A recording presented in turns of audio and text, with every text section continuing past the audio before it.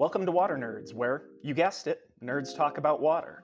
I'm Dr. Eric Roy, Hydroreef's founder and chief scientist.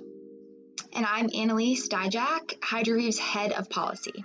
All right, so first I'm just gonna kind of give a rundown of what waste ponds are, what coal ash ponds are, and kind of the purpose that they serve.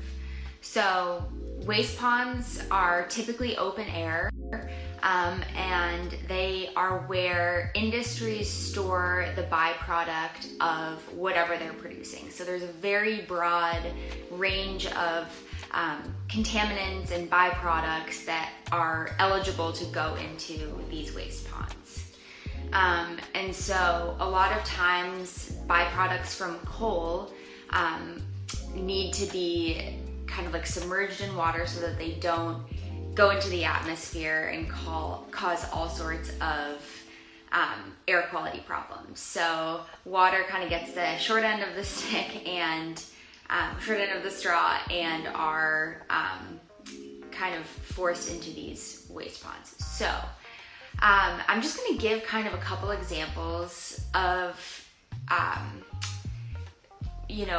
what these waste ponds or where these waste ponds are located and some of the significant spills that have kind of taken place in the last like 5 years or so.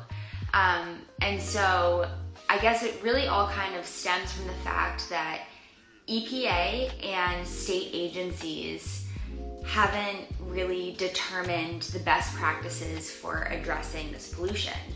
And so it wasn't until 2015 that the first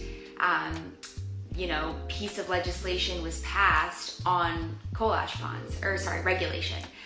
So in 2015, EPA, for the first time, acknowledged that waste ponds are an issue and can cause environmental concerns and can cause impacts to surrounding drinking water. And so, yeah, it's kind of wild to think that it was only 2015 that EPA acknowledged that this was a problem. And so in 2021, this year, the House of Representatives introduced a bill that would make waste ponds actually acknowledge drinking water sources and ensure that waste ponds aren't located near drinking water sources. And so this bill is currently in the Senate. And so we'll obviously keep everyone kind of in the loop on our Instagram stories and stuff if anything happens with that bill. So, and so it's also concerning when these coal ash ponds or these waste ponds are on the coast or they're near bodies of water. And so two of the more significant, or I guess three of the more significant spills were in North Carolina in 2014 at the Duke Energy plant, or a Duke Energy plant, where they were producing coal, and a pipe burst, and I believe it was like a couple million gallons of this like coal ash sludge was released into the environment, and we're still, in 2021, trying to figure out those long-term consequences of that one specific spill. And there are also several waste ponds actually around Lake Michigan, which is of course the drinking water source for Chicago. And so this is obviously of concern because it's a really large municipality, and some of the contaminants that are in these coal ash ponds and in these waste ponds are proprietary, and so we'll never actually know what's in them unless we're specifically testing for certain contaminants, which can obviously get expensive. And so the waste pond in Michigan City is certainly of concern. It's a coal and natural gas production facility, and it poses a huge threat to the drinking water in Chicago and other surrounding communities that draw from Lake Michigan. So the third incident actually happened quite recently in Florida, when a phosphorus and nitrogen waste pond spilled. And so this is concerning because this has to do more with the biological side of these contaminants, but that can cause, you know, algae blooms and other sorts of problems with deoxygenating water as an unintended consequence of that. But the typical, you know, sludge that's in these types of waste ponds coming from coal and natural gas or whatever it is very much arsenic, chromium-6, those types of more difficult to remove contaminants. So that's really what we're talking about when we're talking about waste ponds that are across the country. So you're probably wondering, you know, how do these waste ponds impact my drinking water?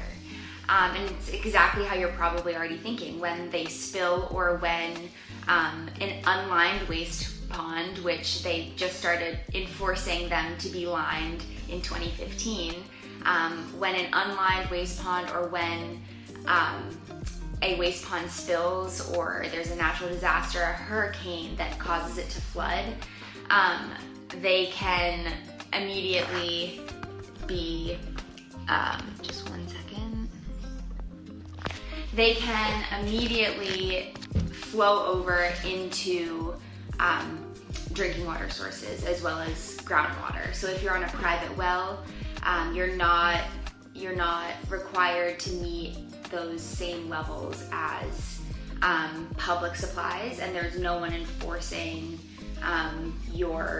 there's no one there to enforce that your water is safe or to check that your water is safe.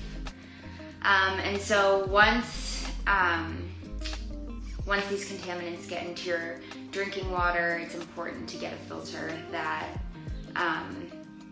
removes contaminants that are typically found in waste ponds.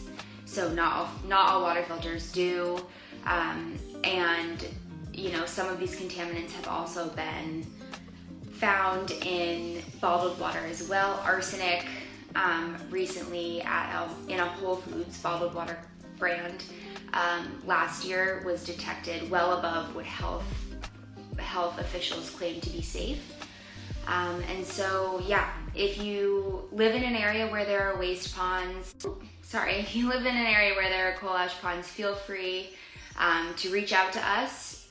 You can DM us on our Instagram. You can email us at hello@hydroviv.com.